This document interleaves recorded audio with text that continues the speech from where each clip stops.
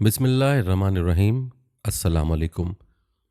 Nadreen, बहुत कम उम्र में और बहुत कम वक्त में सऊदी हुकूमत पर बरजमान होने वाले मोहम्मद बिन सलमान कौन हैं? किस तरह से हुकूमत में आए? कैसे एक मासूम और खामोश रहने वाले नौजवान से एक ताकतवर तरीन रहनुमा बने और अपनी ताकत का इस्तेमाल कैसे कर रहे हैं? आज की वीडियो में आपको शहजादा मोहम्मद बिन सलमान की मुकम्मल कहानी बताएंगे। आपको मोहम्मद बिन सलमान के हुक्मरान बनने के बाद के ऐसे इकदामात से आगाह करेंगे जिनसे आपको अंदाज़ा होगा कि मोहम्मद बिन सलमान किस कदर शातिर, जाबिर और खुदगर्ज हुक्मरान है। नाज़रीन, सबसे पहले आपको शहजादा सलमान की खामोश तबीयत से जुड़ी एक कहानी बताते हैं जो एक सहाफ़ी ने बयान की है। नाज़रीन, ये सहाफ़ी बताता है कि 2013 की बात है, जब सऊदीया के बादशाह सलमान थे। उनकी सेहत कोई अच्छी नहीं थी। मैंने ये बात नोट की थी कि जब हम महल के इस्तकबालिया कमरे में शानदार सुनहरी कुर्सियों पर बैठे थे तो उनका हाथ चलने वाली छड़ी पर ही था। याद रहे कि बादशाह सलमान ने बहुत गैर मामूली तब्दीलियाँ देखी हैं।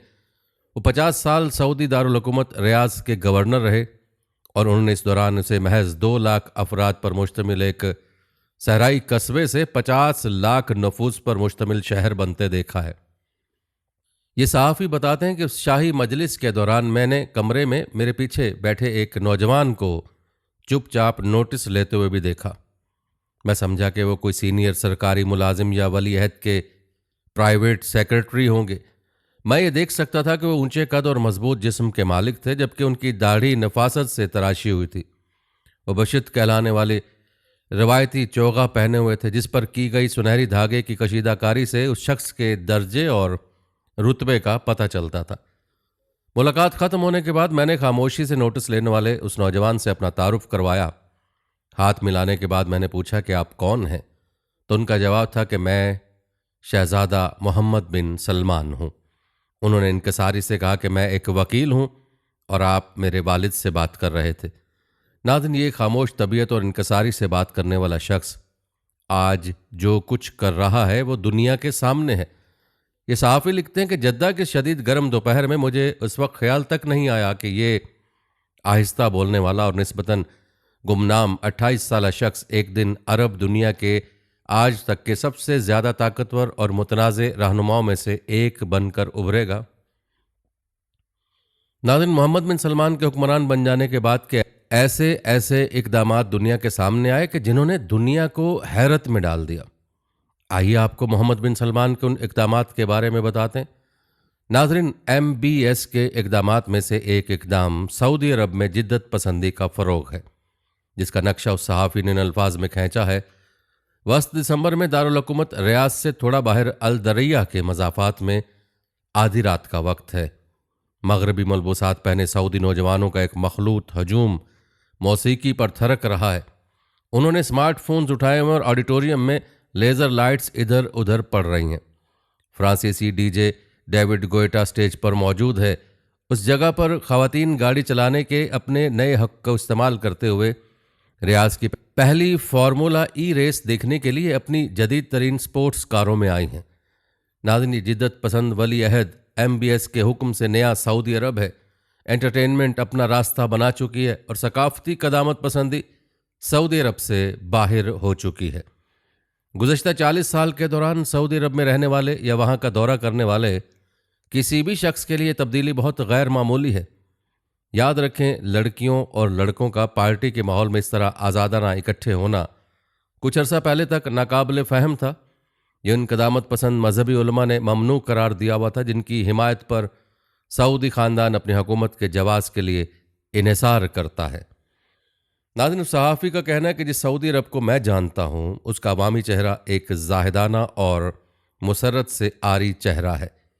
ये वो जगह थी जहाँ मजहबी पुलिस मुतव्वा ने शरीयत की अपनी तशरीह के मुताबिक रियाज में मशहूर शीशा कैफ़े बंद करवा दिए थे और दुकानों को हुक्म दिया था कि वो मौसीकी न बजाएं। लेकिन अफसोस कि 2017 में वली अहद बनने के बाद MBS ने शाह की हिमायत के साथ सऊदी अरब का तशख़्ख़ुस बदलने की कोशिश की है। सिनेमा, औरतों की ड्राइविंग, अवामी मकामात पर तफरीही प्रोग्रामों पर कई बरसों से पाबंदी थी। अब वो कहते हैं कि वैसे एक नर्म और मेहरबान मुल्क बनाना चाहते हैं। MBS ने अक्टूबर 2017 में कहा था कि गुज़श्ता 30 साल में जो कुछ हुआ वो सऊदी अरब का हकीकी रूप नहीं था। 1989 के ईरानी इनकलाब के बाद लोगों ने मुख्तलिफ ममालिक में उसकी नकल करनी चाहिए थी। उनमें से एक सऊदी अरब भी था। हमें नहीं मालूम था कि इससे कैसे निपटा जाए और ये मसला पूरी दुनिया में फैल गया। अब वक्त आ गया है कि उससे छुटकारा हासिल किया जाए। हकीकत में इंतहाई कबायली और कदामत पसंद मुल्क होने की वजह से सऊदी अरब ने कभी भी काहिरा और बगदाद जैसे शहरों की तरह की दिलकशी और तवज्जो हासिल नहीं की थी। नाज़रीन, याद रहे कि MBS की यही अल्फाज थे जो व्हाइट हाउस सुनना चाहता था। उस सहाफ़ी के मुताबिक उस वक्त तक वाशिंगटन और नए वली अहद के दरमियान करीबी ताल्लुकात कायम हो चुके थे। ज़राए बताते कि डोनाल्ड ट्रंप ने सदारत के बाद मई 2017 में अपने गैर मुल्की दौरे के लिए रियाज को चुना और उनके दामाद जेरेड कुशनर ने MBS के साथ करीबी ताल्लुकात बनाए। नाज़रीन, आपको बताते चलें कि एतदाल पसंद इस्लाम की पॉलिसी अपनाते हुए MBS ने अवामी कंसर्ट्स के इजाज़तनामे जारी किए थे और कप्ती मसीहों के इज्तिमा का इजाज़तनामा भी जारी किया था। इन इजाज़तनामों की वजह से मुल्क के अंदर MBS की मकबूलियत में इजाफा हुआ था, खुसूसन नौजवानों में जो खुद से 50 साल बड़े अफराद की हाकमियत से तंग आ चुके थे। MBS 34 साल के थे। वो पहले कौमी रहनुमा जिससे सऊदी नौजवान खुद को जोड़ सकते थे। नाज़रीन, MBS की जिद्दत पसंदी की पॉलिसियों ने सऊदी अरब में बड़ी तेज़ी से मकबूलियत हासिल की। नवंबर 2018 में एक सरमायाकारी फोरम पर नौजवान सऊदी खवातीन वली अहद के साथ सेल्फियां लेने के लिए बेताब थीं। उन्होंने इसे बखुशी कबूल किया था। उनके सख्त और जज्बात से आरी चेहरे पर एक फिल्मी अदाकार जैसी मुस्कुराहट आ गई थी। नाज़रीन, MBS के बारे में एक बैनुल अक़वामी वकील मालिक दहलान कहते हैं कि सऊदी अरब उन जैसे लीडर का तवील अरसे से इंतज़ार कर रहा था। सऊदी अरब ने उनके दादा शाह अब्दुल अजीज़ के बाद से ऐसी करिश्माती शख्सियत को नहीं देखा। सर विलियम पेटे 2006 से 2010 तक रियाज में बरतानिया के सफ़ीर रहने वाले सर विलियम का कहना है, मेरे ख्याल में ज़्यादातर सऊदी खुसूसन नौजवान वली अहद और इस सफ़र की समत की हिमायत करते हैं। MBS की जानिब से ताकत के अपने हाथों में गैर मामूली इर्तकाज़ का हवाला देते हुए कहते हैं कि रवायती तौर पर उन्हें फैला हुआ इख्तियार देखा है, लेकिन वो जानते हैं कि बड़ी तब्दीलियों के लिए ज़्यादा फैसला कुन इक़दामात करने की ज़रूरत है। नाज़रीन, MBS की जानिब से जिद्दत पसंदी का जो फ़रोग माजी में हुआ है और जो हो रहा है, ये काबिल मुज़म्मत है। नाज़रीन, अगर बात की जाए MBS की गैर मामूली समाजी और इक़्तिसादी इस्लाहात की, तो इस हवाले से उनका रवैया यह है कि मेरी मानो या अपना रास्ता नापो। अगर उसे साफ अल्फाज में बोला जाए तो यह है कि MBS को इख्तलाफ पसंद नहीं।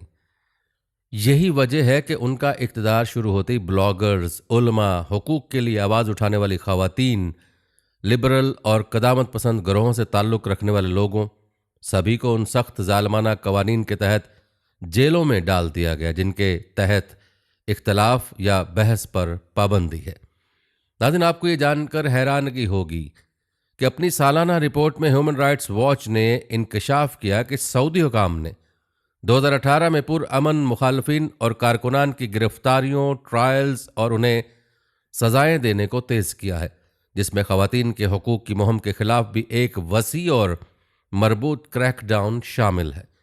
लेकिन सोचने की बात है, क्या ये वही हुक्मरान नहीं जिन्होंने बिलाखिर सऊदी ख़वातीन को गाड़ी चलाने का हक दिया? हाँ, ये वही हैं। लेकिन मुबस्सरीन के मुताबिक MBS चाहते हैं कि तब्दीली ऊपर से नीचे आए, मतलब शाही दरबार से, और कोई उनके खिलाफ कोई बात ना बोले। जैसा वो चाहें सब वैसा हो। नाज़रीन, कितनी हैरानगी की बात है कि सड़कों पर बर्पा होने वाली किसी अवामी तहरीक के नतीजे में किसी कानून में तब्दीली या इस्लाहात चाहे जितनी भी छोटी हों, उनका इशारा भी एक ऐसे मुल्क में इंतहाई ख़तरनाक समझा जाता है जहाँ कोई सियासी जमात या हिज़्ब इख्तलाफ नहीं। लुजैनुल हज़लूल की ही मिसाल ले लें कि पढ़ी लिखी ज़हीन सोशल मीडिया पर सरगर्म खातून जिन्होंने अपनी ज़िंदगी की 30वीं सालगिरह भी जद्दा के एक जेल में गुजारी। उनके ख़ानदान का कहना है कि उनका वाहिद जुर्म औरत के ड्राइविंग के हक़ के लिए मुहिम चलाना और औरतों पर मर्दों की सरपरस्ती की पाबंदी के खिलाफ आवाज़ उठाना था, जिसकी वजह से मर्दों का बीवियों और ख़वातीन रिश्तेदारों की ज़िंदगियों पर बहुत कंट्रोल रहता है। नाज़रीन, अगर देखा जाए तो ये दोनों कवानीन ही अब बदल दिए गए हैं। औरतें ड्राइविंग कर सकती हैं और वली के निज़ाम में नरमी लाई गई है, लेकिन लगता है कि अल हज़लूल और कई दूसरी सरगर्म खवातीन कारकुनों ने खुलेआम इस चीज़ का मुतालबा करके सऊदी क़यादत को नाराज़ किया, जिसका क्रेडिट MBS खुद लेना चाहते थे। नाज़रीन, याद रहे कि उल हज़लुल पहली मरतबा 2014 में मुत्तहिदा अरब इमारात से ड्राइव करते हुए सऊदी अरब आने पर गिरफ्तार हुई थी। मार्च 2018 में इमारात में कानूनी तौर पर गाड़ी चलाते हुए मुबैना तौर पर स्याह गाड़ियों के काफिले ने उन्हें रोका, गिरफ्तार किया और रियाज भेज दिया, जहां उन्हें कुछ अरसे के लिए हिरासत में रखा गया था। और मई 2018 में वसी पैमाने पर होने वाले एक और क्रैकडाउन में उन्हें दोबारा गिरफ्तार कर लिया गया था। ज़राए ने इंकशाफ किया कि उल हज़लुल और दूसरी खवातीन कारकुन कहते हैं उन्हें कैद तन्हाई में रखा गया और तशद्दुद का निशाना बनाया गया।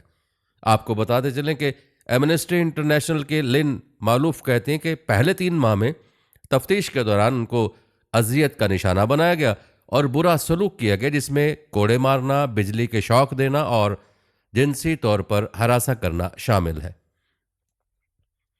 जबकि सऊदी हुकाम अपनी जेलों और पुलिस सेल्स में ऐसे किसी सलूक की तरदीद करते हैं। उन्होंने इसकी तहकीकात का वादा किया था। होना तो ये चाहिए था कि खवातीन को मुबैना तौर पर अजियत देने वालों को मुकदमात का सामना करना पड़ता, लेकिन उन्हीं खवातीन के खिलाफ मुकदमात बना दिए गए। नाज़रीन, अब खुद ही अंदाज़ा लगा लें कि अदलिया का निज़ाम किस तरह से बादशाही निज़ाम के ज़ेर तसल्लुत है कि ये इंसाफ मुहैया करने से कासिर है। आपको मज़ीद बताते चले कि लुजैन के भाई वलीद अल हज़लुल जो मुल्क से बाहर रहते हैं, कहते हैं कि इस्तग़ाज़ा ने कभी भी तशद्दुद के इल्ज़ाम की तहकीकात नहीं की। हमने 3 शिकायतें भेजी, लेकिन उन्होंने कभी जवाब नहीं दिया। इस्तग़ाज़ा ने अपना फैसला सऊदी इंसानी हुकूक कमीशन के मुताबिक किया, ना कि आज़ादाना तहकीकात के बाद। वलीद अल हज़लुल सऊद अल कहतानी से तफ्तीश का भी मुतालबा करें, क्योंकि लुजैन ने इल्ज़ाम आयद किया था कि अल कहतानी ने हिरासत के दौरान उन पर तशद्दुद में ज़ाती तौर पर हिस्सा लिया था। एक इंटरव्यू में MBS से खवातीन कैदियों के साथ बदसलूकी के मुतल्लिक पूछा गया। उन्होंने वादा किया कि वो ज़ाती तौर पर तहकीकात करेंगे। ज़राए के मुताबिक 30 से ज़ायद ममालिक ने सऊदी अरब से सरगर्म कारकुनान को रिहा करने का मुतालबा किया। कुछ को जमानत पर रहा भी कर दिया गया और बरतानवी और अमरीकी हुकूमतों ने भी कहा था कि उन्होंने आला सतह पर इस मसले को उठाया, लेकिन उसके बावजूद अगस्त 2019 में लुजैन अल हज़लुल के ख़ानदान का कहना था कि सिक्योरिटी अफसरों ने जेल में उनसे मुलाकात की और उन पर जोर दिया कि वो एक ऐसे बयान पर दस्तखत करें जिसमें उनके रिश्तेदारों के इस दावे की तरदीद की गई कि उन पर दौरान हिरासत तशद्दुद किया गया था, लेकिन लुजैन ने इनकार कर दिया था। नाज़रीन, आपको मज़ीद बताते चलें कि हिरासत में ली जाने वाली दूसरी खवातीन कारकुनों में समर बदावी भी हैं, जिन्होंने सरपरस्ती के कानून को चैलेंज किया था। उनके अलावा ब्लॉगर्स और खवातीन को ड्राइविंग का हक दिलवाने के लिए मुहिम चलाने वाली ईमान उल नफजान और खवातीन को घरेलू तशद्दुद से बच निकलने में मदद करने वाली रिटायर्ड यूनिवर्सिटी प्रोफेसर अजीज़ा अल यूसुफ भी हिरासत में ले जाने वाली खवातीन में शामिल हैं। नाज़रीन, MBS की जिद्दत पसंदी दरअसल पैसा बनाने की गेम है। MBS का मकसद बस पैसा बनाना और डॉलर्स बनाना है, और इंसाफ का जो आलम है वो आप मुलाहजा कर रहे हैं कि MBS या फिर सऊदी कवानीन जो कि बादशाहत की तरफ से बनाए गए हैं, उन पर बात करने वालों के साथ क्या होता है। नाज़रीन, अफसोस की बात तो ये है कि सऊदी अरब में औरतों की हाले ज़ार के बारे में कोई अवामी हमदर्दी नहीं पाई जाती। मीडिया भी उन मामलात पर बात नहीं करता, बल्कि उन खवातीन के बारे में मनफी मुहिम चलाई गई और उन्हें गैर मुहिब वतन और गद्दार करार दिया गया, और हुकाम का दावा है कि उन्होंने रियासत के दुश्मनों को मालूमात फराहम की। नाज़रीन, खवातीन के अलावा मर्द कारकुनों को पकड़ने और सजाएं देने के भी बहुत वाक़यात हैं। सितंबर 2018 में सऊदी इस्तग़ासा ने किसी भी ऐसे शख्स के लिए 5 साल कैद और 30 लाख रियाल जुर्माने का ऐलान किया जो सोशल मीडिया पर कोई भी ऐसी चीज़ शेयर करता हुआ पकड़ा गया जो हुक्काम के मुताबिक अमन आमा और अखलाकियात को मुतासिर करती हो। मतलब ये कि किसी को इजाज़त नहीं है कि वो हुक्काम के खिलाफ कोई बात कर सके, उनकी बात को टोक सके। हालांकि ये वही सरजमीन है जिस सरजमीन पर नबी करीम सल्लल्लाहु अलैहि वसल्लम ने इस्लाम की शमा रोशन फरमाकर जुल्मत के अंधेरे को ख़त्म फरमाया था। ये वही सरजमीन है कि जिस सरजमीन पर एक आम शख्स ने हज़रत उमर फ़ारूक रज़ी अल्लाह तआला अन्हु से चादर के बारे में सवाल किया था कि आपके पास 2 चादरें कहाँ से आईं। लेकिन अफसोस कि आज उस मुल्क में किसी बाशिंदे को हुकाम से किसी किस्म का सवाल करने की इजाज़त नहीं है। हुकाम की बात पर किसी को बात करने की इजाज़त नहीं है, और अगर कोई ऐसी जुर्रत करेगा तो उसके साथ क्या होगा, ये आप मुलाहजा कर ही चुके हैं। नाज़रीन, आपको मज़ीद बताते चलें कि एमबीएस से जब इस बारे में पूछा गया तो उन्होंने एक इंटरव्यू में तस्लीम किया कि लोगों की एक बड़ी तादाद जेलों में है, और वो कहते हैं जब आपको इस तरह के वसी और इस्लाहाती प्रोग्राम को लेकर चलना हो तो इस किस्म की ज़रूरी कीमत तो अदा करनी पड़ती है। नाज़रीन, ज़रा तसव्वुर करें कि किस तरह एक शख्स जिसे 6 साल पहले कोई नहीं जानता था, वो मशरिक़ वस्ता का सबसे ताकतवर हुक्मरान बन गया, और फिर उसके कारनामे देखें। नाज़रीन, अब कुछ बात करते हैं मोहम्मद बिन सलमान के इब्तदाई और निजी ज़िंदगी के बारे में। आपको बताते चलें कि मोहम्मद बिन सलमान, जो एमबीएस के लक़ब से पुकारे जाते हैं, 31 अगस्त 1985 को पैदा हुए, और सऊदी अरब के तकरीबन 5000 सीनियर शहजादों की तरह मोहम्मद बिन सलमान भी बाकी दुनिया से दूर इंतहाई पुरताइश और मरात से भरपूर माहौल में पले बढ़े। अपने बाकी 13 बहन भाइयों की तरह उनका बचपन भी पहरेदारों के साए में रियाज में वाक़ शाही महल में गुजरा। महल में उनका हर हुक्म और फरमाइश पूरी करने के लिए मुलाजिमों, खानसामों, ड्राइवरों और दीगर गैर मुल्की मुलाजिमिन की एक फ़ौज हर वक्त मौजूद थी। 1990 की दहाई के वस्त में मोहम्मद बिन सलमान को जो असातिज़ा ने ट्यूशन पढ़ाई, उनमें रशीद सकई भी शामिल हैं, जो आजकल बीबीसी में काम करते हैं। रशीद सकई बताते कि उन्हें अच्छी तरह याद है कि कैसे रोज़ाना एक शाही ड्राइवर महल की गाड़ी में उन्हें लेने आया करता था। बीबीसी अरबी सर्विस से बात करते उन्होंने बताया कि महल के सख्त पहरे वाले मरकजी दरवाजे से गुजरने के बाद ऐसे शानदार बंगलों का सिलसिला शुरू हो जाता है कि आपका मुंह खुला का खुला रह जाए। सफ़ेद वर्दी में मलबूस मुलाजिम उन बंगलों के सामने लगी घास और पौधों की बारीकी से तराश खराश करते दिखाई देते। वहाँ एक कार पार्क भी था जिसमें कतार दर कतार दुनिया की महंगी तरीन गाड़ियां खड़ी थीं।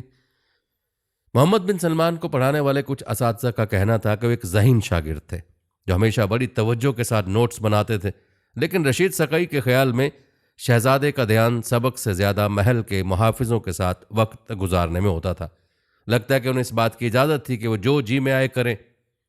नाज़रीन, आपको ये जानकर हैरानगी होगी कि दीगर शहजादों की तरह जब वालिद ने मोहम्मद बिन सलमान को पढ़ाई के लिए अमेरिका या बरतानिया जाने की पेशकश की तो शहजादे ने इनकार कर दिया।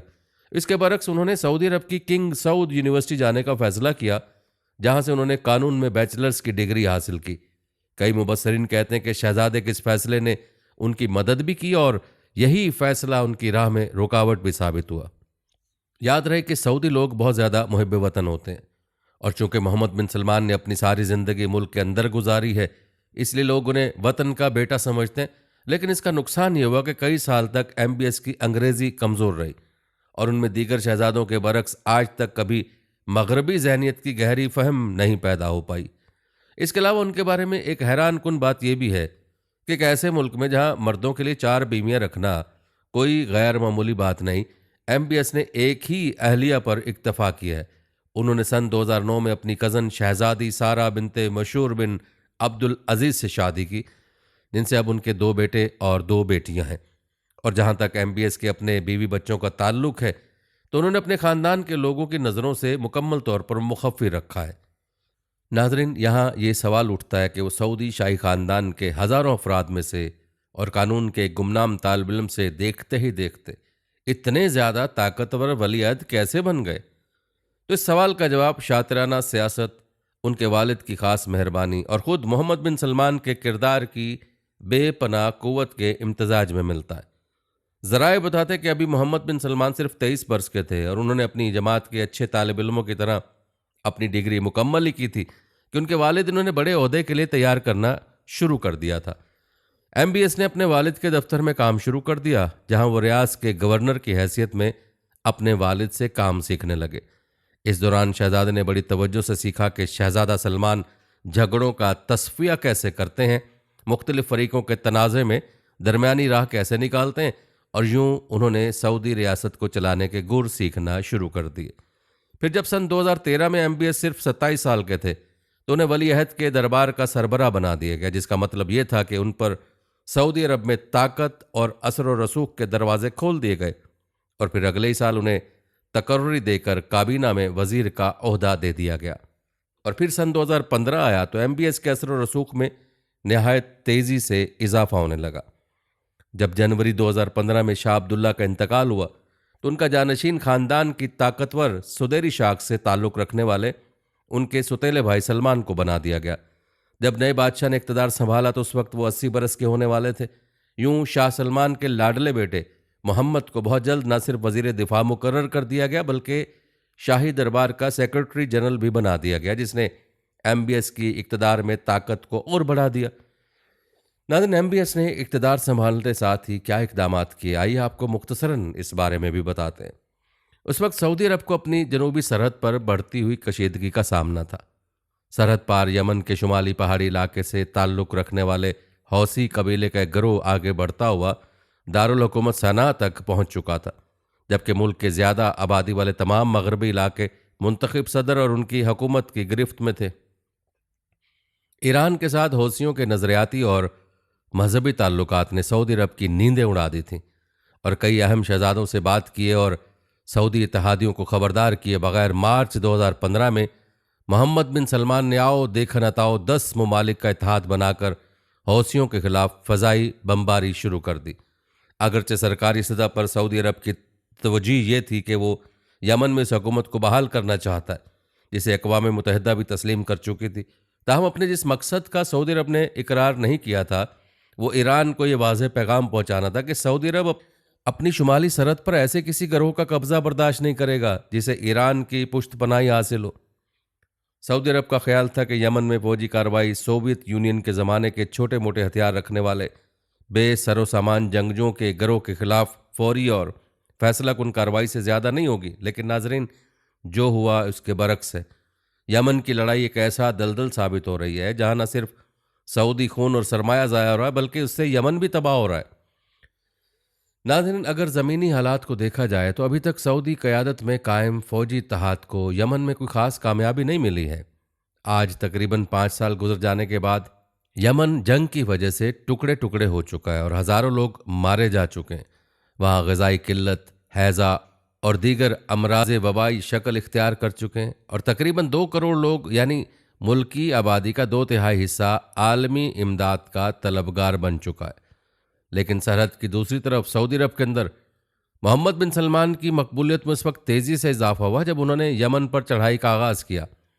MBS के पास किसी किस्म का कोई फ़ौजी तजुर्बा नहीं था, लेकिन सऊदी टीवी पर उन्हें एक ऐसे मुजाहिद शहजादे के तौर पर दिखाया गया था जो फैसला साजी की कुव्वत से मालामाल है और हर कदम मुल्क की मफाद में उठा रहा है।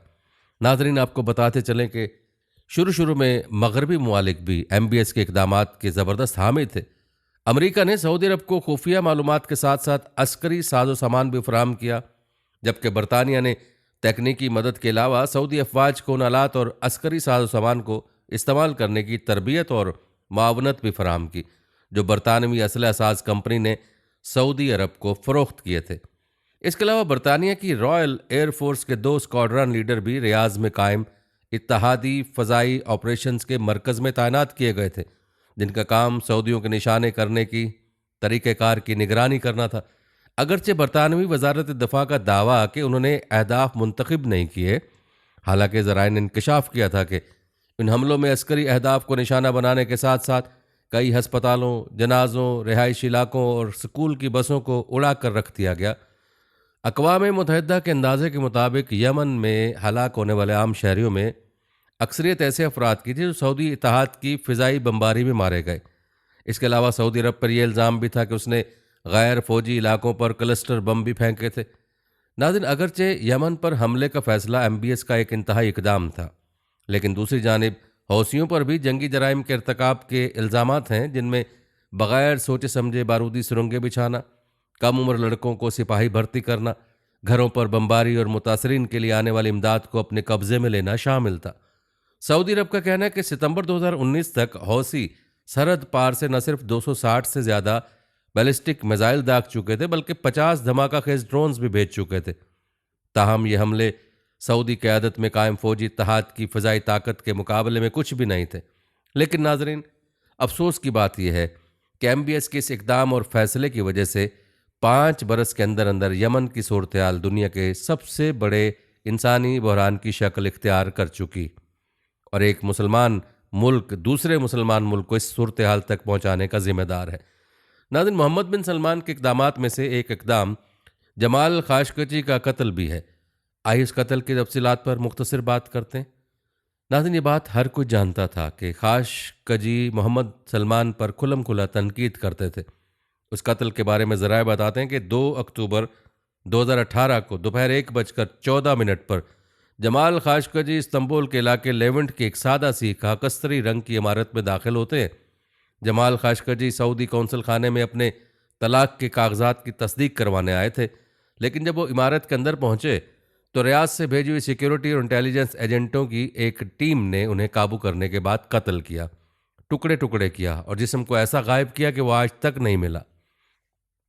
वैसे तो एमबीएस की पॉलिसियों पर तनकीद करने वाले सैकड़ों सऊदी बाशिंदे जेलों में कैद हैं, लेकिन सहाफ़ी के सफ़ाकाना कत्ल की वजह से ज़्यादातर दुनिया सऊदी वली अहद के खिलाफ हो गई थी और सऊदी अरब के सरकारी तरदीद के बावजूद मगरबी इंटेलिजेंस एजेंसियों को यकीन था कि अगर कुछ और नहीं तो कम अज़ कम एमबीएस को खाशकजी को खामोश करने के ऑपरेशन का पहले से इल्म था। इसके अलावा एक मारूफ एजेंसी को पूरा यकीन था कि कत्ल का हुक्म उन्होंने ही दिया था। इस तरह एक टीवी प्रोग्राम में वली अहद ने यहाँ तक कहा कि वो जो कुछ हुआ उसकी पूरी जिम्मेदारी लेते हैं। टीवी को दिए गए एक और इंटरव्यू में उन्होंने कहा था कि ये उनके दौर में हुआ, लेकिन उसका मतलब ये नहीं कि वो उस जुर्म की जिम्मेदारी कबूल कर रहे हैं जिसकी वो और उनकी हुकूमत तरदीद करती है।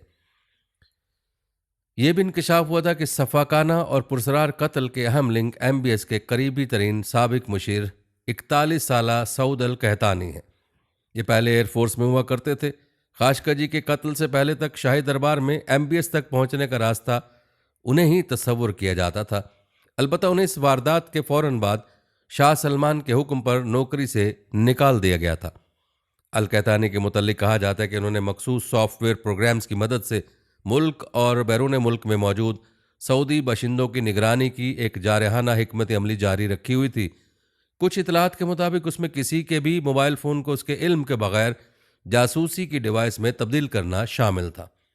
जो भी एमबीएस या उनकी पॉलिसियों पर तनकीद करता, सोशल मीडिया पर उन्हें बेहुदा और धमकी आमेज पैगामात मिलने शुरू हो जाते।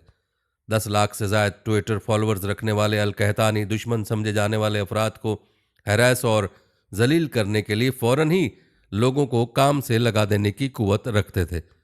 नाज़रीन, ज़राए ये बताते हैं कि 2017 के मौसम गर्मा में जब सऊदी ब्लॉगर्स, जमहूरियत के लिए मुहिम चलाने वालों, इंसानी हकूक़ के सरगर्म कारकुनों और दीगर अफराद को पकड़कर जेलों में डाला जा रहा था, तो जमाल खाशकजी को एहसास हुआ कि उनको भी खतरा है। लिहाजा उसी साल जून में जब एमबीएस वली अहद बनाए गए तो खाशकजी चुपके से मुल्क से चले गए और अमेरिका में पनाह ले ली। नाज़रीन, आपको बताते चले कि 59 साला सहाफ़ी हमेशा से खुद को मुहिब वतन सऊदी कहते थे। वो 2000 की दिहाई के अवाइल तक लंदन में सऊदी सफ़ीर के मीडिया के मुशीर थे, लेकिन अमेरिका जाने के बाद भी उन्होंने वाशिंगटन पोस्ट में कालम लिखने शुरू कर दिए थे जिनमें एमबीएस के आमराना अंदाज हुक्मरानी पर कड़ी तनकीद की जाती। कहा जाता है कि वली अहद को इससे बहुत गुस्सा आता था। ज़राए का यह भी कहना है कि खाशकजी को रियाद से टेलीफोन आना शुरू हो गए कि वो वापस आ जाएं, उन्हें कुछ नहीं कहा जाएगा बल्कि उन्हें सरकारी नौकरी भी दी जाएगी। लेकिन खाशकजी ने उन यकीन दहानियों पर भरोसा नहीं किया था। उन्होंने अपने दोस्तों को बताया कि अल कहतानी की टीम ने उनकी ईमेल और टेक्स्ट मैसेजेस को हैक किया है और वली अहद के दीगर मुखालफिन के साथ उनकी गुफ्तगू को भी पढ़ चुके हैं। नाज़रीन, ज़राए बताते हैं कि खाशकजी और दीगर अफराद अरब दुनिया में आज़ादी इजहार की एक तहरीक लाना चाहते थे। उनके ट्विटर पर 16 लाख फॉलोअर्स थे और वो मशरिक़ वस्ता के नुमाया तरीन सहाफ़ियों में से एक थे। लेकिन एमबीएस और उनके करीबी मुशीरों के लिए खाशकजी एक वाज़े ख़तरा बन सकते थे जिसको बर्दाश्त करना एमबीएस के लिए किसी भी तौर मुमकिन न था। लिहाजा खाशकजी को रास्ते से हटाने का मंसूबा बनाया गया और आखिर उसको आला सतह के हुक्मरानों के हुक्म पर कत्ल कर दिया गया। नाज़रीन, ये है हाल एमबीएस का कि वो अपनी तनकीद बर्दाश्त नहीं कर सकते और अपने ऊपर तनकीद करने वालों का सफाया करना और उनको रास्ते से हटाना उनके लिए कोई मानी नहीं रखता। नाज़रीन, अगर देखा जाए तो माजी में सऊदी क़यादत के हुक्म पर मुतअद्दिद मरतबा भटके हुए शहरियों, यहाँ तक के शहजादों को भी अगवा किया गया और रियाज वापस लाया गया ताकि उन्हें लाइन पर वापस लाया जा सके, लेकिन कत्ल किसी को भी नहीं किया गया। लेकिन खाशकजी की मौत फ़ौरन ही एक बैनुल अक़वामी स्कैंडल बन गई।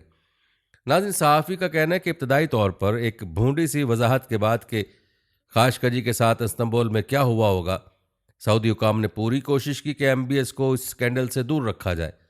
कहा गया कि अपने तौर पर की गई ऐसी कार्रवाई थी जिसमें लोग दिए गए अहकामात से आगे निकल जाते हैं और मामलात को अपने हाथों में ले लेते हैं। अमरीकी और दीगर मगरबी खुफिया एजेंसियों ने वो लर्जा खेज ऑडियो टेप सुनी है जो तुर्की की खुफिया एजेंसी ने सऊदी कौंसल खाने के अंदर से खुफिया तौर पर रिकॉर्ड की थी। और जब अमेरिका ने उन 17 अफराद के खिलाफ पाबंदियां लगाई जिन पर शक था कि कत्ल में उनका हाथ है, तो उस लिस्ट में सऊद अल कहतानी अव्वल नंबर पर थे। अगर एमबीएस पर बराह रास्त कत्ल के बारे में हुक्म देने से मुतल्लिक कोई सबूत नहीं मिल सके, लेकिन अमरीकी जरीदे ने CIA की हासिल करदा ऐसी खुफिया दस्तावेजात शाये की थीं जिनके मुताबिक खाशकजी के कत्ल से पहले, दौरान और बाद में एमबीएस ने सऊद अल कहतानी को कम से कम 11 टेक्स्ट पैगामात भेजे थे। नाज़रीन, उस सहाफ़ी का कहना है कि खलीजी अरब ममालिक को कार्रवाई अपने तौर पर नहीं हो जाती। खलीज में ऊपर के अहकामात के बगैर कभी भी कुछ नहीं होता। याद रहे कि अगस्त 2018 में कत्ल से पहले सऊद अल कहतानी ने एक मानी खेज ट्वीट की थी। वो यूं थी कि क्या आपको लगता है कि मैं रहनुमाई के बगैर फैसले करता हूं? मैं शाह और वली अहद के अहकामात पर अमल करने वाला और उनका मुलाजिम हूं। किसी ने अब तक ये नहीं कहा कि शाह सलमान के कत्ल से कोई ताल्लुक है, लेकिन नाजरीन, तमाम तर गुफ्तगू से लगता है कि मंसूबा उनके पसंदीदा साहबजादे के अंदरूनी दायरे में ही बनाया गया।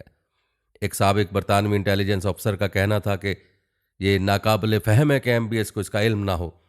नाज़रीन, आपको बताते चलें कि उस वक्त ये सवाल भी किया गया था कि अल कहतानी पर मुकदमा क्यों नहीं चल रहा। इस हवाले से उस सहाफ़ी का कहना है कि मैंने ये सवाल उस वक्त लंदन में तैनात सऊदी सफ़ीर शहजादा खालिद बिन बंदरुल सऊद से पूछा था। उन्होंने मुझे यकीन दिलाया था कि अल कहतानी को उनके ओहदे से हटा दिया गया है और उनके खिलाफ तहकीकात हो रही हैं। उन्होंने मुझे कहा कि अगर साबित हो गया कि वो जुर्म में शामिल थे तो उनके खिलाफ कानूनी चाराजोई होगी, लेकिन रियाज से आने वाली इतलात के मुताबिक अल कहतानी अगरचे मंजर आम पर ज़्यादा सामने नहीं आ रहे, लेकिन उनको हिरासत में भी नहीं लिया गया था। नाज़रीन, उन्होंने मज़ीद कहा कि एमबीएस के गिर्द लोगों के मुताबिक अल कहतानी वो शख्स हैं जिन्होंने टीम के लिए ख़तरा मोल लिया। वो कहते हैं कि हाँ, इस्तंबुल वाला ऑपरेशन गलत समत में गया, लेकिन उन्होंने खुद को मिलने वाले अहकामात पर अमल किया था। नाज़रीन, आपको बताते चलें कि खाशकजी के केस में सऊदी अरब ने 11 अफराद पर मुकदमा कायम किया था।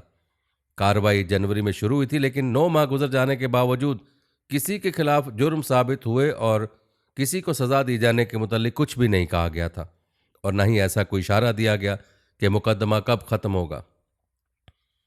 उस सहाफ़ी के मुताबिक सऊदी निज़ाम इंसाफ वैसे इंतहाई गैर शफाफ है, जिसमें अदालती फैसलों के निसार ताज़ीरात की बजाय अक्सर जज की मर्जी पर होता है।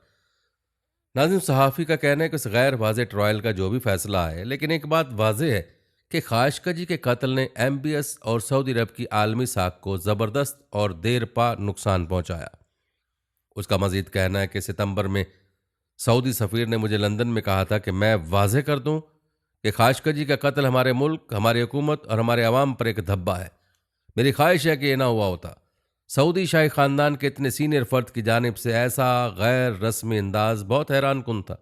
नाजरीन, खाशकजी के कत्ल के बारे में सहाफ़ी की गुफ्तगू आपके साथ शेयर करने का मकसद ये था कि आप पर यह बात वाज़े हो जाए कि जिस नौजवान को हुक्मरानी से पहले खामोश, तबाह और इनकसारी वाला पाया गया था, वो जब हुक्मरानी में आया तो किस कदर शातिर और जाबिर हो गया कि उसने अपने ऊपर तनकीद करने वाले एक सहाफ़ी को रास्ते से हटाने के लिए वो किया जिसको कोई सोच नहीं सकता। खाशकजी का कत्ल एक तरह से एमबीएस की जानिब से बाकी तनकीद करने वालों के लिए पैगाम भी था कि तनकीद करने वालों का अंजाम क्या हो सकता है। नाज़रीन, सहाफ़ी की गुफ्तगू मुलाज़ा करने के बाद आपके ख्याल में एमबीएस उस कत्ल का जिम्मेदार है या नहीं, आपने कमेंट में लाजमी बताना है। नाज़रीन, याद रखें, जब इंसान के पास किसी भी किस्म की ताकत आती है तो इंसान की उस ताकत का इजहार किसी न किसी सूरत में ज़रूर होता है। इसी ताकत के इजहार के हवाले से आपको बताते चलें कि 20 जून 2017 को मक्का में शाही महल के सुनहरी दरो दीवार के पीछे कुछ ऐसा हुआ कि जिसने सऊदी तारीख के धारे को तब्दील कर दिया था। शाह सलमान ने इस वक्त के वली अहद मोहम्मद बिन नाइफ को तलब करके हुक्म दिया कि वो अपने से कहीं कम उम्र कज़न यानी एमबीएस के हक में दस्तबरदार हो जाएं। याद रहे कि बरसों तक मोहम्मद बिन नाइफ मामलात को निहायत महारत से चलाते रहे थे। 2000 के अशरे में जब वो इंसदाद दहशतगर्दी के महकमे के सरबराह थे तो उन्होंने निहायत कामयाब हिकमत अमली अपनाई थी, जिसकी बदौलत मुल्क में अलकायदा की ख़तरनाक शोरश को शिकस्त दी गई थी। अमरीकियों को भी उन पर एतबार था। वो मोहम्मद बिन नाइफ को पसंद भी करते थे अगरचे वो कभी भी मुतहरिक शख्सियत के मालिक नहीं थे, ताहम सब लोग यही समझते थे कि शाह सलमान के बाद मोहम्मद बिन नाइफ ही तख्त नशी होंगे। लेकिन नाजरीन, एमबीएस ने शायद उनको पहले से ही रास्ते से हटा देने का फैसला कर लिया था और इसीलिए मोहम्मद बिन नाइफ को बुलाकर ये मुतालबा किया था। नाज़रीन याद रखें, सऊदी अरब में बादशाह का हुक्म हरफ आखिर होता है और वो उस पर किसी किस्म की ना बहस की जा सकती है न मज़ाहमत। चुनांचे उसी दिन से मोहम्मद बिन नाइफ अवामी ज़िंदगी से मुकम्मल तौर पर गायब हो चुके थे और यूं मोहम्मद बिन सलमान उनके वालिद एक सीनियर शहजादे को इतने ज़बरदस्त तरीके से रास्ते से हटाने में कामयाब हो गए कि ना किसी को आँच आई ना कोई खून बहा। अलबत्ता मुल्क को नए खतूत पर इस्तवार करने के ख्वाहिशमंद मोहम्मद बिन सलमान ने फ़ौरन ही इक़्तिदार पर अपनी गिरफ्त मजबूत करने के लिए काम शुरू कर दिया था। नाज़रीन, एमबीएस के जारहाना इक़दामात में से एक ये भी काबिल ज़िक्र है कि 4 नवंबर 2017 की शाम तकरीबन 200 नुमाया शहजादों, कारोबारी शख्सियात और दीगर अहम लोगों की गिरफ्तारी के अहकामात जारी कर दिए गए थे। उन लोगों पर ना कोई इल्ज़ामात आयद किए गए, ना जेल भेजा गया, बल्कि उन सबको रियाज के पुरतइश रिट्स कार्ल्टन होटल में मैसूर कर दिया गया। कुछ अफराद को तो यहाँ कई माह तक मैसूर रखा गया और सारी कार्रवाई का मकसद बदउनवानी की बेखकनी बताया गया था और होटल के नए मेहमानों को हुक्म दिया गया कि अपनी आज़ादी की कीमत के तौर पर मुबैना तौर पर गैर कानूनी ज़राए से कमाए गए अरबों रियाल वापस करें। लेकिन नाज़रीन, एमबीएस के नाकदीन कहते हैं कि उन लोगों को हिरासत में लेने की वजह बदउनवानी नहीं थी, बल्कि एमबीएस ताकत के इस बरहना इजहार के ज़रिए हर उस शख्स को खामोश कर देना चाहते थे जो उन्हें चैलेंज करने का सोच सकता था। इस कार्रवाई के साथ साथ एमबीएस ने वफात पा चुके शाह अब्दुल्ला के कभी ताकतवर रह चुके ख़ानदान की शाख से ताल्लुक़ रखने वाले सीनियर शहजादों के खिलाफ भी इकदामात किए थे और आपको बताते चलें कि ऐसे इकदामात में एमबीएस काफ़ी हद तक कामयाब भी हुए और तब से वो मुल्क की दिफा और सिक्योरिटी के तीनों महकमे यानी नेशनल गार्ड, वजारत दाखिला और फ़ौज को अपने कंट्रोल में ला चुके हैं और बज़ाहिर एमबीएस अब फैसला कुन कुव्वत रखते हैं। नाज़रीन, आपको बताते चलें कि बड़ी बड़ी शख्सियात को पकड़कर रिट्स कार्ल्टन में बंद कर देने ने कारोबारी दुनिया को हिला कर रख दिया था और गैर मुल्की सरमायाकारों को भी परेशान कर दिया था। नाज़रीन, हैरानगी की बात यह है कि इस बेयकीनी के बावजूद सऊदी लोगों की एक बड़ी तादाद ने एमबीएस की उन कार्रवाइयों को बहुत सराहा था। याद रखें, सऊदी अरब दुनिया में तेल बरामद करने वाला सबसे बड़ा मुल्क हो सकता है, लेकिन उसकी एक बड़ी आबादी ख़ास तौर पर मुल्क के जनूबी हिस्से की शहरी गुर्बत की ज़िंदगी गुजारने पर मजबूर हैं। इसलिए जब लोगों ने मनाजिर देखे कि मोहम्मद बिन सलमान ने किस तरह उन ताजरों और शहजादों को हिला कर रख दिया जिन्हें कोई हाथ नहीं लगा सकता था, तो मुल्क के अंदर एमबीएस के हामियों में मजीद इजाफा हो गया था। नाज़रीन, ये बात तो जाहिर है कि लोग हमेशा ताकतवरी का साथ देते हैं। एक और चीज़ जिससे मुल्क के अंदर उनकी मकबूलियत में इजाफा हुआ वो एमबीएस की वो कोशिशें हैं जिनके तहत वो तेल से आमदन के अलावा दीगर मुआशी शोबों को भी तरक्की दे रहे हैं। एमबीएस ने मईशत में तनव्वु पैदा करने के लिए सऊदी अरब को एक ऐसा मुल्क बनाने की कोशिश की है जहां ज़्यादा से ज़्यादा सरमायाकारी हो और कम तनख्वाह पर काम करने वाले लाखों सऊदी नौजवानों को रोज़गार के अच्छे मौके मिलें। नाज़रीन, आपको बताते चलें कि मोहम्मद बिन सलमान के इक़दामात में से एक अहम इक़दाम एमबीएस का विजन 2030 भी है और याद रखें, एमबीएस का विजन 2030 मंसूबा नहायत पुरज़्म है। इस प्रोग्राम में मुस्तकबिल करीब का एक ऐसा तस्वुर पेश किया गया जिसमें सऊदी अरब यूरोप, एशिया और अफ्रीका को जोड़ने वाला आलमी मरकज़ बन जाएगा। विजन 2030 में तफरीह के शोबे को फ़रोग़ देने के लिए 64 अरब डॉलर का एक मंसूबा भी शामिल है, जबकि सियाहत के शोबे में रोज़गार के 10 लाख नए मौके पैदा करने का मंसूबा भी है। लेकिन बाकी चीज़ों की तरह विजन 2030 के अहदाफ पर भी जमाल खाशकजी के कत्ल के साए लहरा रहे हैं। मसलन कुछ गैर मुल्की सरमायाकारों ने सऊदी अरब में अपनी सरमायाकारी इस खौफ से कम या मनसूख कर दी है कि कहीं उनका नाम उस शख्स के साथ ना मुंसलिक हो जाए जो अब भी उस कत्ल के सिलसिले में बैनुल अक़वामी सतह पर मशकूक है। अलबत्ता इसके बावजूद विजन 2030 पर अमल जारी है और उसमें एक शानदार मुआशी मुस्तकबिल का मंसूबा भी शामिल है जिसे न्योम का नाम दिया गया है। ये न्यू मुस्तकबिल का मुखफ़फ़ है जिसके मानी है एक जदीद मुस्तकबिल। नाज़रीन, सऊदी अरब के शुमाल मशरकी कोने में जहाँ बहरा अहमर का नीम गर्म पानी मिस्र, उर्दन और इसराइल के साहिलों को छूता है, वहाँ 21वीं सदी के तकाज़ों से हम आहंग एक बहुत बड़ा शहर बसाने का मंसूबा भी इसमें शामिल है।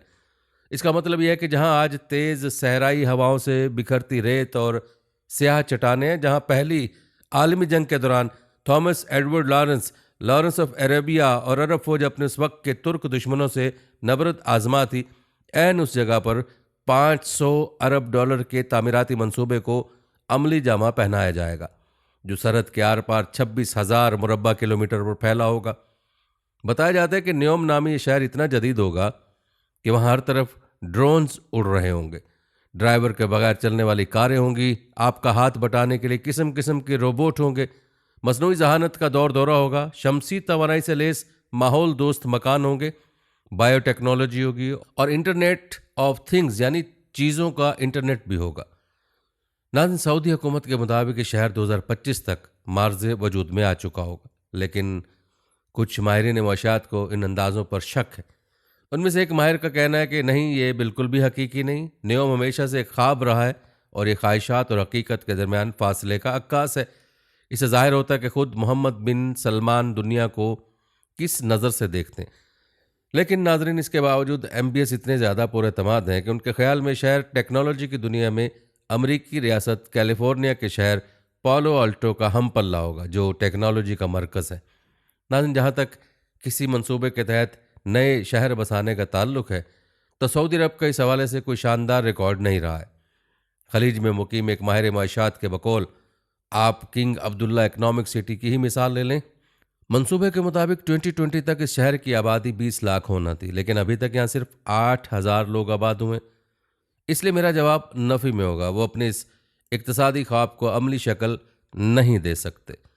अलबत्ता नाजरीन, न्योम का शहर मुमकिन तौर पर तामीर होगा, लेकिन इस पर काम की रफ्तार सुस्त रहेगी। इस हवाले से अभी बहुत कुछ दाव पर लगाया हुआ है। क्या ये शहर गैर मुल्क की सरमाए को अपनी जानिब खींच सकता है, और क्या यहाँ रोज़गार के बहुत ज़्यादा मौके पैदा हो जाएंगे? इन अंदाज़ों पर अभी बहुत बड़े सवालात मौजूद हैं। नाज़रीन, आपको बताते चलें कि सितंबर 2018 में बरतानिया के मौजूदा वज़ीर आज़म बोरिस जॉनसन ने सऊदी अरब का दौरा किया था, जिस पर खर्च होने वाले 14,000 पाउंड उनके सऊदी मेज़बानों ने अदा किए थे और ये तमाम अखराजात पार्लियामेंट के सामने पेश किए गए थे। जॉनसन को इस दौरे के बारे में पहले से कोई इतला नहीं थी, लेकिन ये दौरा जमाल खाशकजी के कत्ल से सिर्फ 2 हफ्ते पहले हुआ था। उनसे पहले सऊदी अरब में हकूक़ के लिए सरगर्म कारकुनों की गिरफ्तारियों के बारे में गैर मुल्की ज़राए अबलाग में खबरें कम ही दिखाई देती थीं और मगरबी रहनुमाओं में MBS की शोहरत बहुत अच्छी थी। उसके बाद के हालात में बोरिस जॉनसन के दौरे सऊदी अरब के बारे में शायद सोचा भी नहीं जा सकता था, और हालात इस नहज पर पहुंच चुके थे कि मगरबी ममालिक जहां MBS को सऊदी अरब में माशरती तब्दीलियों का बहुत बड़ा अलमबरदार समझा जाता था, अब वहाँ कम अज़ कम अवामी सतह पर तो MBS को काफ़ी बुरा समझा जाता है। नाज़रीन, एक खलीजी मुबस्सिर का कहना है कि खाशकजी के कत्ल ने सऊदी अरब को कातिलों के क्लब में शामिल कर दिया। बज़ाहिर इस वाक़े ने MBS को कज़्ज़ाफ़ी, सद्दाम हुसैन और बशारुल असद के सफ़ में ला खड़ा किया, और ये वो क्लब है जिसमें सऊदी अरब को इससे पहले कभी भी शामिल नहीं किया जाता था। याद रहे कि निजी सतह पर सऊदी अरब के साथ बहुत से लोग कारोबार कर रहे हैं, क्योंकि सऊदी अरब की मईशत बहुत बड़ी है और ये मुल्क इतने पुरकशिश ठेके देता है कि मगरबी ताजरान उनसे इनकार नहीं कर सकते। और यही वजह है कि अमरीकी सदर डोनाल्ड ट्रंप अभी तक सऊदी अरब के पक्के इत्तेहादी हैं। लेकिन इसके बावजूद मगरबी ममालिक की तरफ से सऊदी अरब में इंसानी हुकूक की सूरत हाल पर तनकीद की वजह से रियाज में इस्तराब पैदा हो चुका है। इसीलिए सऊदी अरब ने सूरत हाल पर काबू पाने की कोशिशें शुरू कर दी। मसलन शहजादी रेमा बिनते बंदरुल सऊद को अमेरिका में सऊदी अरब का सफ़ीर तैनात किया गया, जो न सिर्फ मुल्क की पहली खातून सफ़ीर थी, बल्कि एक ऐसी नफीस कारोबारी शख्सियत भी जो कई साल तक अमेरिका में मुकीम रही हैं।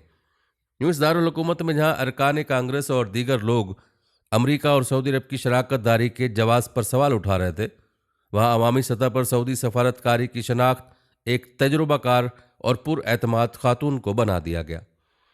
नाज़रीन, इसके अलावा सऊदी अरब रूस, चीन और पाकिस्तान के साथ शराकत के इम्कानात का भी बड़ी मुस्तैदी से जायज़ा ले रहा है। ये ममालिक सऊदी अरब में इंसानी हुकूक के हवाले से कभी ऐसे सवालात नहीं उठाते जिन पर उसे खफ़त का सामना करना पड़े। अलबत्ता अमरीकी इंटेलिजेंस हुकाम और अक़वाम मुत्तहिदा की खसूसी नुमाइंदा एगन स्मिथ कई सख्त बयानात और इल्ज़ामात मंजर आम पर आ चुके हैं, जिनसे याद दहानी होती है कि मगरबी दुनिया के नज़दीक जमाल खाशकजी के कत्ल का हुक्म ज़ाती तौर पर एमबीएस ने ही दिया था। एग्नेस का इसरार है कि आखिरकार इस कत्ल का जिम्मा एमबीएस को ही ठहराया जाना चाहिए। नाज़रीन, हैरानगी की बात यह है कि सब के बावजूद मुल्क के अंदर मोहम्मद बिन सलमान का जादू सर चढ़कर बोल रहा है। एक मुबस्सिर के बकौल आप 16 से 25 साल के दरमियान के किसी शख्स से बात करके देख लें, ये सब उन्हें एक हीरो समझते हैं। एमबीएस ने जो माशरती तब्दीलियां की हैं और जिस तरह मजहबी बुनियाद परस्तों की ताकत को ख़त्म करें, ये चीज़ें नौजवानों को बहुत अच्छी लग रही हैं। नाज़रीन, इस बात के इशारे बहुत कम हैं कि एमबीएस की क़यादत में सऊदी अरब में जमहूरियत के हवाले से कोई हकीकी इक़दाम किए जाएंगे। तनकीद तो दूर की बात है, अगर आप हुक्मरान ख़ानदान उसकी पॉलिसी के बारे में खुले बंदो बात भी करें तो आपको जेल में डाल दिए जाने का ख़तरा हो सकता है। और जहाँ तक बात है एमबीएस की, तो कई बरसों से एमबीएस को अपने वालिद शाह सलमान की मुकम्मल हिमायत और सरपरस्ती हासिल रही है और मोहम्मद बिन सलमान की हुक्मरानी को बज़ाहिर किसी तरफ से कोई ख़तरा नहीं है। एमबीएस के अपने दरबार के हल्के में भी यही तासुर पाया जाता है कि मगरिब में जमाल खाशकजी के कत्ल में एमबीएस के मुबैना किरदार के हवाले से जो हंगामा बरपा है, एक दिन वो भी ख़त्म हो जाएगा। शायद उन लोगों का ख्याल दुरुस्त ही था, क्योंकि वक्त के साथ बड़े से बड़ा मामला भी ठंडा पड़ जाता है। ये तो एक शख्स के कत्ल का मामला था और ऐसा ही हुआ कि अब उस कत्ल के तस्करे शाज व नादर ही हो रहे हैं। नाज़रीन, अगर बात की जाए हकीकत की, तो हकीकत यह है कि कई एतबार से सऊदी अरब एमबीएस की ज़ात ही है। वो कोई जमहूरी शख्स नहीं है और ना ही कोई मसल्ह है, बल्कि अक्सर लोगों के ख्याल में वो एक डिक्टेटर हैं। और 34 साल एमबीएस ये बात जानते हैं कि जब मौजूदा बादशाह का इंतकाल होगा तो मशरिक़ वस्ता के सबसे बड़े मुल्क की बागडोर उनके हाथ में आ जाएगी, एक आध अशरे के लिए नहीं बल्कि अगले 50 बरस के लिए। नाज़रीन, दरअसल सऊदी ममालिक में जो निज़ाम हुकूमत है वो बादशाहत का निज़ाम है और बादशाहत का निज़ाम ऐसा ही हुआ करता है। बादशाहत के निज़ाम में रियाया को ग़ुलाम समझा जाता है और बादशाह कब ये गवारा करते हैं कि कोई उनके खिलाफ बात करने की जुर्रत करे। नाज़रीन, आप एमबीएस के बारे में क्या राय रखते हैं, कमेंट में आपने लाजमी बताना है। ये थी हमारी आज की वीडियो। कमेंट सेक्शन में अपनी राय का इजहार ज़रूर करें और बताएं कि आप अगली वीडियो कौन से टॉपिक पर देखना चाहते हैं। आपकी कीमती राय हमारे लिए बहुत अहमियत रखती है और जाने से पहले वीडियो को शेयर ज़रूर कीजिएगा। हम उम्मीद करते हैं कि आपको हमारी आज की वीडियो ज़रूर पसंद आई होगी। अगर आपको हमारी आज की वीडियो पसंद आई तो उसको लाइक करें। आखिर में लोगों से एक बार फिर दरख्वास्त है कि हमारे चैनल को ज़रूर सब्सक्राइब कर लें, जिन्होंने अभी तक हमारा चैनल सब्सक्राइब नहीं किया हुआ। सब्सक्राइब के साथ लगे घंटे के बटन को भी ज़रूर क्लिक करें ताकि आपको हमारे आने वाली मज़ीद वीडियोज़ का नोटिफिकेशन बर वक्त मिलता रहे। अल्लाह ताला आपको अपनी फ़मान में रखे। आमीन।